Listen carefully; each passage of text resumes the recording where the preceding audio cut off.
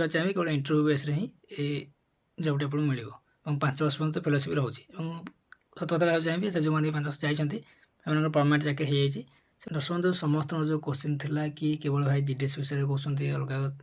fellowship विषय कहते बहुत गुड जॉब विषय कहते जो थे कि एग्जाम ना केवल merit basis mark basis interview base selection हो तो आज से भिडियो अच्छी जोटा कि आपण बहुत पसंद आसो कारण आज मैं कहि BARC माने भाव आटोमिक रिसर्च सेंटर तरफ 105टी पोस्ट बाहर पोस्टर नाम रही जूनियर रिसर्च फेलोशिप जोटा कि 2 वर्ष पर टोटाल 5 वर्ष रही तार ना हो सीनियर फेलोशिप रिसर्च फेलोशिप हो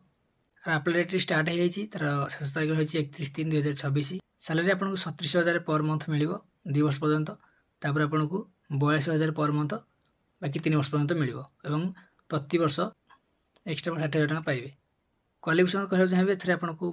साइंस रे मास्टर कोर्स करथिबा दरकार बाकी आपन इंटीग्रेटेड 4 वर्ष साइंस करसन सेटा भी करि परिबे MS BS डुअल कोर्स करसन सेटा थे आपन अप्लाई करि परिबे कौन से एक्सपीरियंस आवश्यकता नहीं एतरे बाकी जो मैंने साइंस MSc फाइनल ईयर करसन से अप्लाई करि परिबे मोटामोटी भाव कह गले साइंस पिला देखते आप अप्लाई करेंगे आपंकर बयस 28 वर्ष कम होता दरकार जब OBC 3 वर्ष 31 वर्ष एक्सट्रा बाकी SC ST 5 वर्ष एक्सट्रा बाकी हैंडिकैप्ड 10 वर्ष एक्सट्रा एप्लिकेशन फी कथा कहि ये मागणा नुह केवल इंटरव्यू बेस अवश्य सिलेक्शन कर मार्क बेस सिलेक्शन कर फी नि 500 टका जो आपको जदि आप SC ST कि वुमेन होती कि हैंडिकैप्ड होती तो आपको मागणा बाकी समस्त 500 टका फीस नि